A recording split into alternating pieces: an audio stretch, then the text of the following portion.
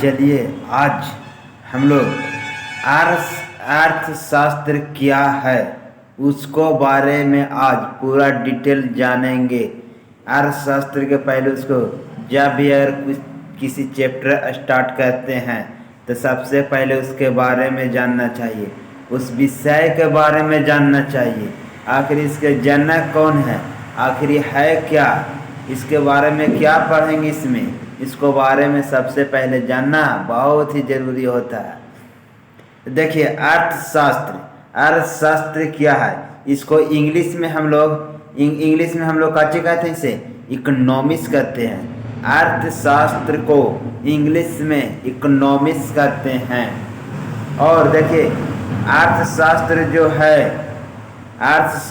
जो है ग्रीक के दो शब्दों से मिलकर बना है। क्या बना है? ग्रीक के दो शब्दों से मिलकर बना है। पहला है ओइकस और दूसरा है नेमेनियन। दूसरा क्या है? नेमेनियन से मिलकर बना है। पूछेगा कि इकोनॉमिक्स कितनों शब्दों से मिलकर बना है? इकोनॉमिक्स ग्रीक के दो शब्दों से मिलकर बना है, ओइकस और नेमेनियन से मिलकर बना है। और इस ग्रीक शब्द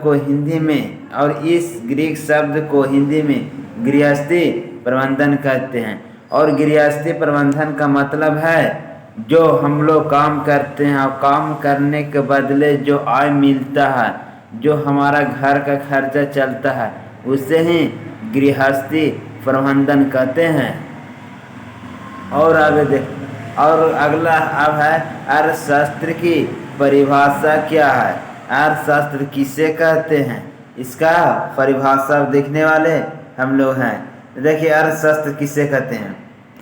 अर्थशास्त्र है सामाजिक विज्ञान की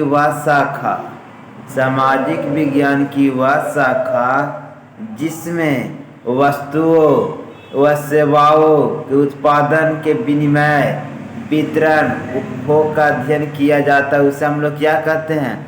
अर्थशास्त्र।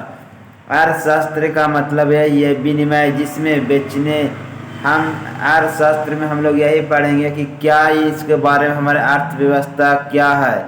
जिससे हम लोग किसी को पैसा अगर इन्वेस्ट करेंगे कहीं पर तो हमारा क्या है, उसमें नुकसान या फ़ायदा हो सकता है। बैंकों के बारे में पढ़ेंगे और विनिमय विक्रय में कैसे बेचा जाता है, कैसे खरीदा जाता है, इसको बारे में अध्ययन कहाँ सब करेंगे। कैसे उसको उपभोग किया जाता है, कैसे उसका खपत किया जाता है, इस सब का अध्ययन कहाँ करेंगे? अर्थशास्त्र में ही अध्ययन करते हैं। जितने पैसे लेन देन होते हैं, बैंक किसे कहा जाता है, इस सब जितने बैंक के बारे में, LIC, इस सब जितने बैंक के प्रणालियों के बारे में सब अध्ययन किसमें हम करेंगे? हम करेंगे अर्थशास्त्र में, जिसे इकोनॉमिक्स कहते हैं। हमारे देश का अर्थव्यवस्था कैसे है इसी चैप्टर में जानेंगे। देखो अर्थशास्त्र के पिता या जनक, कोई भी बुक होता है तो उसको पिता या जनक जरूर होता है। 1776 ईस्वी में एडम स्मिथ ने अपनी एक पुस्तक लिखी, an inquiry into the nature and cause of wealth of nation, जिससे शॉर्ट में आप लोग वेल्थ ऑफ नेशन भी कहते हैं। वेल्थ ऑफ नेशन इसे शॉर्ट में कहते हैं। ये बुक कब लिखा गया था? 1776 ईस्वी में। कौन लिखे थे? एडम स्मिथ ने लिखे थे। और इस बुक में एडम स्मिथ ने यह भी कहा कि अर्थशास्त्र जो है वह धन का क्या है? विज्ञान है। जो हमारे अर्थशास्त्र है, जितना भी धन है हमारे देश में, उसका विज्ञान किससे कहा जाता है? अर्थशास्त्र को।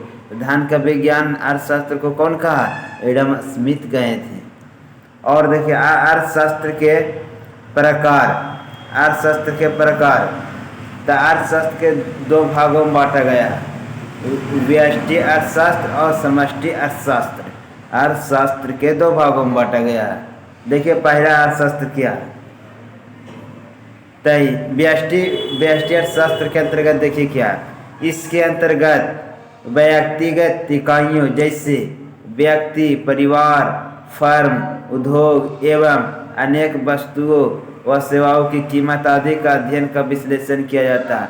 इसमें यही होता है कि जैसे व्यक्तिगत इकाई है, जैसे हम व्यक्ति परिवार कोई भी उद्योग करते हैं, वस्तु सेवाओं को किसी कीमत पर बेचते हैं, तो उसको क्या कैसे बेचा जाता है, नहीं बेचा जाता है, इस सब का अध्ययन का विश्लेषण हम किस में करते हैं, व्यष्टि अर्थशास्त्र में करते हैं।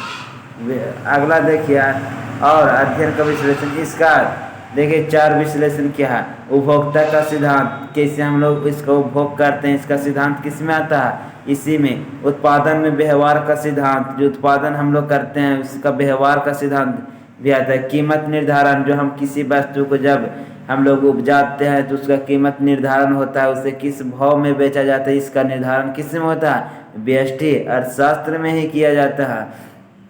और आप लोग के कह दिया जाए, और लास्ट में है कल्याण अर्थशास्त्र, जो कल्याण के बारे में जो हम लोग दान पुण्य करते हैं वो भी किस में ही आता है, अर्थशास्त्र में, व्यष्टि अर्थशास्त्र में ही आता है। और आगे देखिए समष्टि अर्थशास्त्र के अंतर्गत क्या है।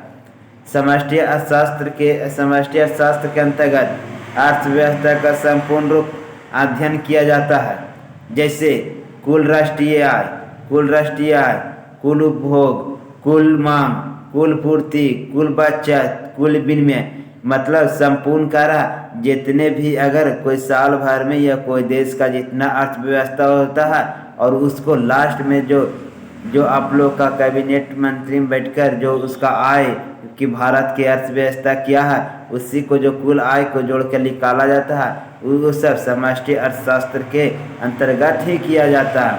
और इसमें ये भी है कुल, मतलब कुल जितना भी हम लोग काम करते हैं उसका कुल जो जोड़कर जो निकाला जाता है वो समष्टि अर्थशास्त्र के अंतर्गत ही आता है। और कुल पूर्ति जैसे सब चीज़ इसी में आता है। इसमें देखिए 4 पॉइंट क्या है, राष्ट्रीय आय तथा रोजगार। इसमें आप लोग इसमें बात करिएगा, इसमें आप लोग का बात होगा राष्ट्रीय आय जो हमारा राष्ट्र का आय क्या है, हमारा राष्ट्र में रोजगार कैसा है, ये सब किस में बात करेंगे, समष्टि अर्थशास्त्र में इसके बारे में बात करते हैं हम लोग।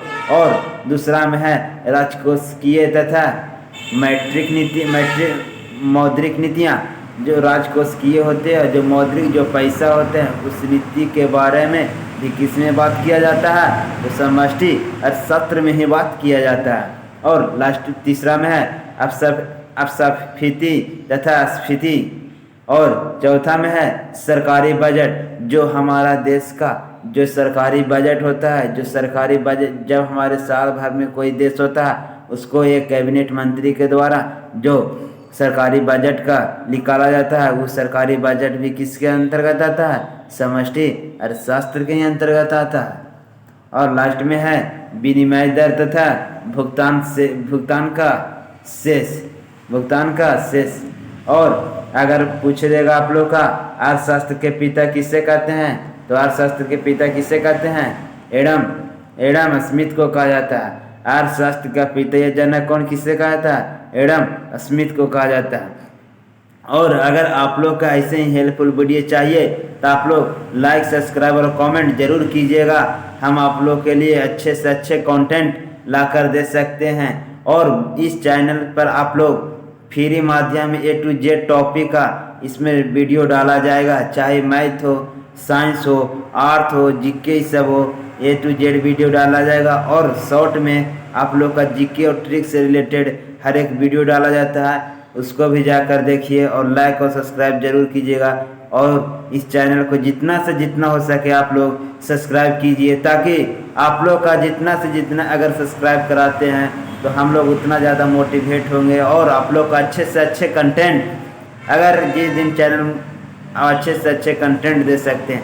Thank you very very much.